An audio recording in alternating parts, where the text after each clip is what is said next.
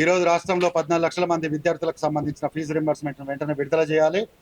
ఈ ఫీజు విడుదలతోటే విద్యార్థులది మరియు ఫ్యాకల్టీలది జీవితం ముడిపడి ఉన్నది. ఈరోజు రాష్ట్రంలో కార్పొరేట్ ఇంజనీరింగ్ కాలేజీలన్నీ ఇంజనీరింగ్ సర్టిఫికెట్లను దగ్గర పెట్టుకొని విద్యార్థులను ఇవ్వకుండా ఈరోజు రాష్ట్ర ప్రభుత్వం, కేంద్ర ప్రభుత్వం విడుదల చేసేటువంటి ప్రభుత్వ ఉద్యోగాలకు అప్లై చేసుకోవడానికి డిగ్రీ సర్టిఫికెట్లు ఇవ్వకుండా ఈరోజు కాలేజ్ బయట నిలబెడుతున్నాయి.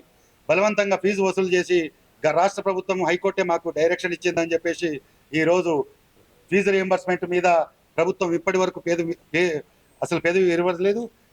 ఇప్పుడు ఉన్నటువంటి విద్యాశాఖ మంత్రి, రాష్ట్ర ముఖ్యమంత్రి పెద్దన్న పాత్ర పోషించి ఈరోజు పెండింగ్లో ఉన్నటువంటి ఫీజు బకాయిలన్నింటినీ విడుదల చేసి రాష్ట్రంలో విద్యని గాడిలో పెట్టాలని కోరుతున్నాం.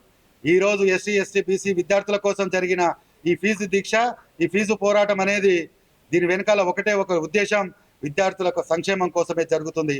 ఈరోజు రాష్ట్రంలో జీవో నెంబర్ 7కు దానికి బదులుగా జీవో నెంబర్ 8, 9 తీసుకొచ్చి ఈరోజు ఫీజు రీంబర్స్మెంట్లో బీసీ విద్యార్థులను క్రిమిలేయర్ కిందకి తీసుకొచ్చింది రాష్ట్ర ప్రభుత్వం.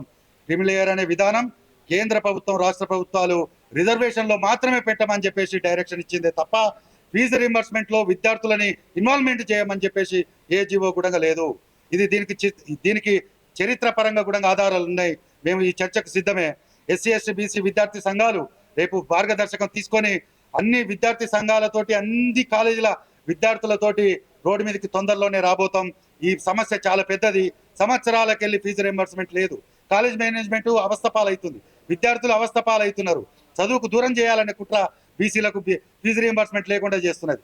దయచేసి ఫీజు రియంబర్స్మెంట్ని ఎమ్మటే విడుదల చేయాలి. ఎస్సీ, ఎస్టీ, బీసీ విద్యార్థులకు క్యాస్ట్ డిస్క్రిమినేషన్ చేయకుండా కళాశాలల్లో క్యాంపస్ ప్లేస్మెంట్ డ్రైవ్ని ఖచ్చితంగా నిర్వహించాలి. దీనికి ప్రభుత్వమే బాధ్యత తీసుకొని ఫీజు రియంబర్స్మెంట్ ఇస్తున్న ప్రతి కాలేజీలో ఆర్టీఏ చట్టంలోకి తీసుకురావాలి. కాలేజీలలో అటాచ్డ్గా ఉన్న హాస్టల్లన్నింటినీ ఎఫ్ఎఫ్సి కమిటీలోకి తీసుకురావాలని మేము డిమాండ్ చేస్తున్నాం.